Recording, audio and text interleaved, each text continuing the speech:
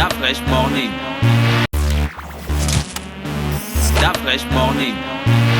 Sur les 104.5 Urban FM, la station urbaine avec Gina. Gina, on revient parler de confinement. Confinement partiel n'est pas déconfinement.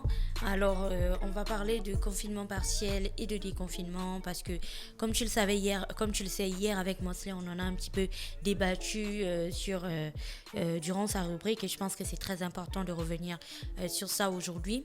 Alors, vous vous souvenez d'abord, parce c'est très important de revenir à la base, quand toute cette histoire a commencé, on parlait bien sûr de l'état d'urgence. Tu te souviens, on avait défini ici, c'était quoi l'état d'urgence et tout ça, est-ce que ça impliquait pour l'État, mais est-ce que ça impliquait pour nous tous, en fait, citoyens. Et puis, après la mise en place de l'état d'urgence, on était passé aux 2 semaines de confinement total. Et on a passé donc ces 2 semaines de confinement total où pour circuler, il fallait avoir un laissez-passer. Il y avait l'armée partout dans les rues.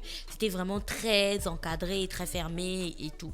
Et après, lundi dernier, il y a bien sûr eu la communication du premier ministre qui était accompagné de plusieurs ministres en fonction de leur département ministériel et de leur implication dans la question de la lutte contre le corona, de la gestion de la lutte contre le coronavirus. Et là, le premier ministre a annoncé la poursuite. Donc, il a confirmé la reconduction des 2 semaines d'état d'urgence avec une poursuite de 2 semaines aussi, donc 15 jours de confinement, mais cette fois-ci partiel. Et puis après, le résultat ne s'est pas fait attendre. Je pense que lundi même, après son discours directement, tout le monde était, quand je dis tout le monde, c'est qu'il y avait plus de personnes qu'à l'accoutumée en fait.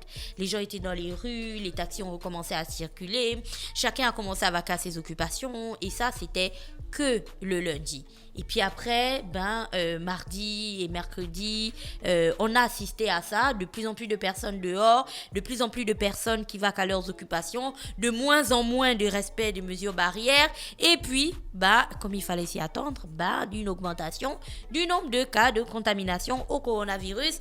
Et puis là, hier, communication du gouvernement que l'on va écouter tout de suite. D'accord. Voilà, on est là, c'est bon, ça vient. Mesdames et messieurs, sur la foi des informations en sa possession, le gouvernement déplore le fait que l'assouplissement de la mesure de confinement annoncée par M. le Premier ministre, chef du gouvernement, lors de son point de presse le lundi 27 avril, avec effet au mardi 28 avril 2020, ait donné lieu, malheureusement, au relâchement généralisé des gestes barrières requis dans le cadre de la prévention de la propagation du coronavirus.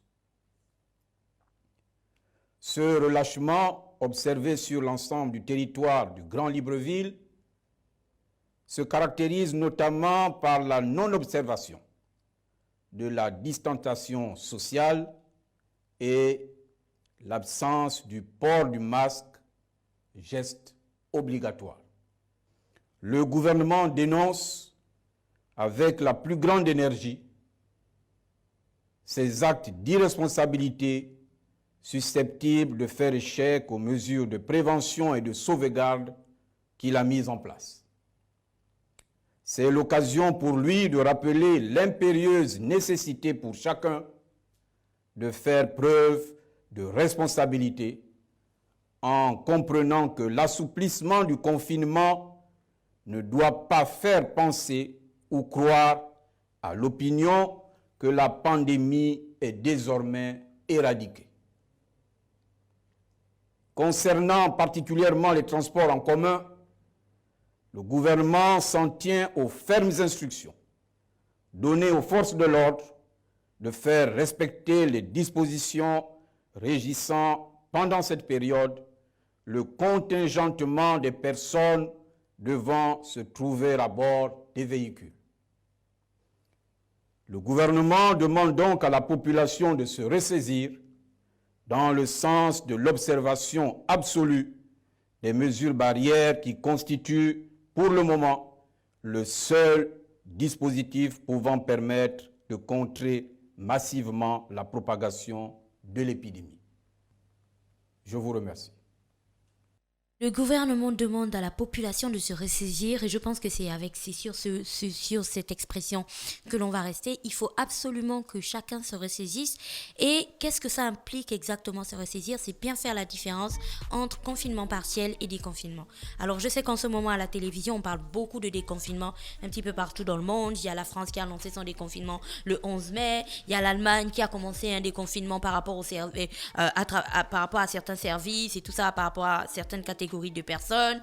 La Chine a procédé à son déconfinement il y a très longtemps. Enfin bref, on parle tellement de déconfinement à la télévision qu'on peut très vite s'en mêler les pinceaux. En fait, dès qu'on a parlé d'assouplissement de la mesure de confinement total, tout le monde a pensé que c'est bon, le virus s'était géré, donc du coup on pouvait continuer notre vie comme on pouvait le faire et ainsi de suite. Sauf qu'il faut retenir que dans cette gestion de la pandémie ou de la crise de coronavirus, il y a beaucoup de paramètres à prendre pour les pays. Il y a des paramètres notamment sanitaires, il y a des paramètres sociaux à prendre en compte, il y a des paramètres financiers et économiques à prendre en compte. Et donc, c'est tous ces paramètres-là qui, quand tu poses ça côte à côte, en fait, chaque pays décide de ce qui représente ses forces et ses faiblesses pour trouver la solution, en fait, qui lui parlerait le plus. Alors, je suis quand même assez intriguée de voir à quel point, tu vois, le discours du président, je pense c'est le président du Togo, Talon, c'est quel pays d'Afrique? Bénin. Le président du Bénin qui disait qu'il n'allait pas confiner sa population, c'était bien lui. Et puis là, tout le monde a partagé sa vidéo sur les réseaux sociaux et puis tout le monde était content qu'il ait dit qu'il n'allait pas confiner sa population parce qu'il avait bien compris que sa population vivaient au jour le jour et qu'ils avaient besoin de travailler pour faire de l'argent et ce genre de choses. Sauf que ce que les gens ont oublié dans cette mesure prise par le président de ne pas confiner sa population, c'est aussi toute la batterie de choses qui ont été mises derrière, mais surtout cette sensibilisation et cette prise de conscience massive de la population sur le fait que oui, vous n'allez pas être confiné parce que bien sûr, on ne peut pas vous empêcher de vivre parce que vous avez besoin de ça, ainsi de suite. Par contre, vous devez respecter les gestes barrières, vous devez respecter le port du masque obligatoire, vous devez respecter le fait de vous laver les mains, vous devez respecter le fait bref, ils ont respecté tout ça, la population a vraiment coopéré et s'est vraiment senti concernée par ce qui était mis en place. Et si aujourd'hui, si vous regardez sur la carte dynamique que Dafresh utilise toujours pour regarder l'évolution du coronavirus, les cas dans ce pays-là ne sont pas astronomiques du tout. Du coup, on revient dans notre pays. C'est un petit peu la chose qui était très très difficile à faire. Alors on est à cheval entre est-ce qu'on reste sur une question purement sanitaire, est-ce qu'on regarde aussi le côté social et on regarde aussi le côté économique, tout en sachant qu'à un moment donné ça pourrait devenir très difficile à gérer. Je rappelle que ceci est une interprétation personnelle. Donc dans ce cas on est obligé de faire des arbitrages. Et en faisant des arbitrages on se dit nous avons confiné notre population pendant 15 jours. Elle a compris en fait quels doivent être les gestes barrières qu'on n'a pas arrêté de répéter d'ailleurs. Et je me souviens que dans la déclaration du Premier ministre, il insistait sur le fait que le port du masque devait désormais être obligatoire et que les mesures qui avaient été prises avant étaient toujours en cours, c'est-à-dire le nombre de personnes dans les transports en commun, la distanciation à respecter, donc la distance d'1 mètre lorsqu'on était dans les commerces et ainsi de suite, le fait de se désinfecter les mains, de se laver les mains et ce genre de choses. Enfin tout ça, ça reste toujours d'actualité. Et ça, ils n'ont pas arrêté de le marteler durant toute leur présentation. Et ce à quoi on devrait s'attendre aujourd'hui, c'est une population qui a vraiment compris que dans la question de la lutte contre le coronavirus, ce n'est pas une question du gouvernement qui lutte tout seul et qui va trouver des solutions et qui va faire en sorte que personne ne soit contaminé dans le secret de sa chambre ou de sa maison ou ainsi de suite. Non, c'est vraiment une question de combat global, en fait, de combat collectif où le gouvernement prend des décisions, mais après, nous, population, communauté, citoyens, ce que vous voulez, on doit emboîter le pas, soutenir ces efforts-là pour qu'au moins ça ait des résultats. Là, je ne suis pas en train de parler de mesures financières, de qui donne le riz à qui donne de l'huile à qui emmène qui où, qui donne de l'électricité. Non, non, je suis en train de vous parler d'un strict et d'un pur respect des mesures barrières. On les appelait les mesures barrières, je pense que tout le monde les connaît. Si aujourd'hui, vous regardez les réseaux sociaux ou que vous êtes déjà sortis de chez vous, vous allez voir que personne, en fait, ne les respecte. Quand je dis personne, c'est les gens que vous allez croiser, en fait. Ils continuent à s'entasser dans les transports ou dans les voitures sans que personne n'ait de masque. Moi, j'ai vu des personnes, ils marchent devant un officier, un policier qui lui dit monsieur, mettez votre masque. Il met son masque. À peine il a dépassé le policier, il enlève son masque. Mais ce n'est pas une question de je le mets parce que je vais faire plaisir à l'agent qui est devant moi. C'est une question de je le fais parce que c'est une question de santé d'abord pour moi, mais aussi pour les personnes qui vivent avec moi. Et on va pas revenir sur cette question-là parce qu'on avait déjà parlé de pourquoi il est important aujourd'hui de respecter les mesures barrières. Donc le plus important aujourd'hui que tout le monde doit retenir, c'est que oui, il faut faire des arbitrages. On a un pan économique et financier et social qui est très important. On a aussi d'un autre côté un pan sanitaire qui est encore plus important. On est obligé de faire des arbitrages là-dessus en comptant du verbe compter, en comptant sur le bon sens et sur la coopération et sur comment dire, l'intelligence, tu vois, de notre population à comprendre la situation dans laquelle nous nous trouvons. Et on se dit qu'on va leur expliquer, on va être tellement franc. Moi, je me souviens de l'interview du docteur Guy Patrick Aubian ici à Urban FM quand il disait que le truc avec le coronavirus, c'est que c'est une maladie qui exige de la transparence. Si tu caches un petit truc avec cette maladie, tu vas très vite être dépassé en fait.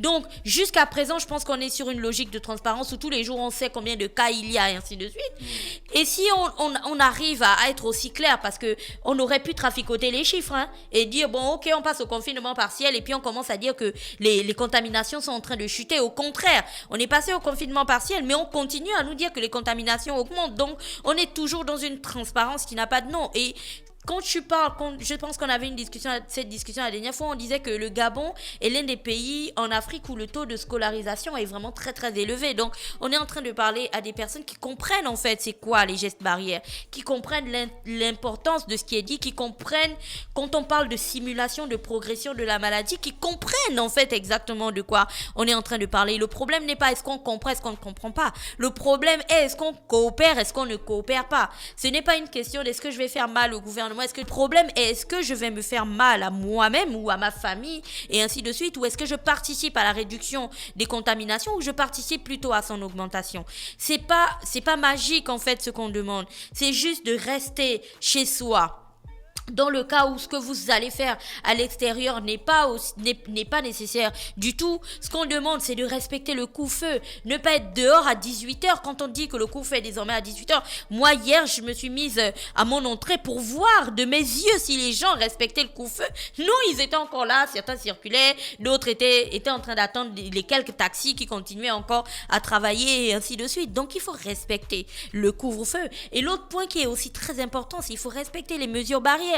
Si on demande à tout le monde de porter un masque, on va plus revenir sur la question le masque chirurgical n'est pas disponible, là-bas il manque et ainsi de suite. Non, il y a désormais, on a désormais des entrepreneurs gabonais qui ont eu la certification de l'Aganor pour la fabrication de masques de protection certifiés. Je pense notamment à Benny, Claude Massassa qu'on connaît bien qui en fabrique. Je pense à Origine aussi qui fabrique des masques certifiés ainsi de suite. Donc vous pouvez très bien aller en acheter et avoir ces masques certifiés là. Si vous n'avez pas envie d'aller chercher très loin les masques certifiés, vous pouvez très bien vous en faire aussi. L'essentiel c'est de circuler avec un masque. On ne va pas non plus revenir sur la question de on va se laver les mains et ainsi de suite, ou alors les gels hydroalcooliques. Je pense que je faisais partie de ceux qui criaient ici le fait que dans certaines pharmacies il y avait une pénurie de gel hydroalcoolique. Personnellement je me suis rendue dans une pharmacie où c'était marqué à l'entrée arrivage de solutions hydroalcooliques. Donc dans les pharmacies il y en a désormais,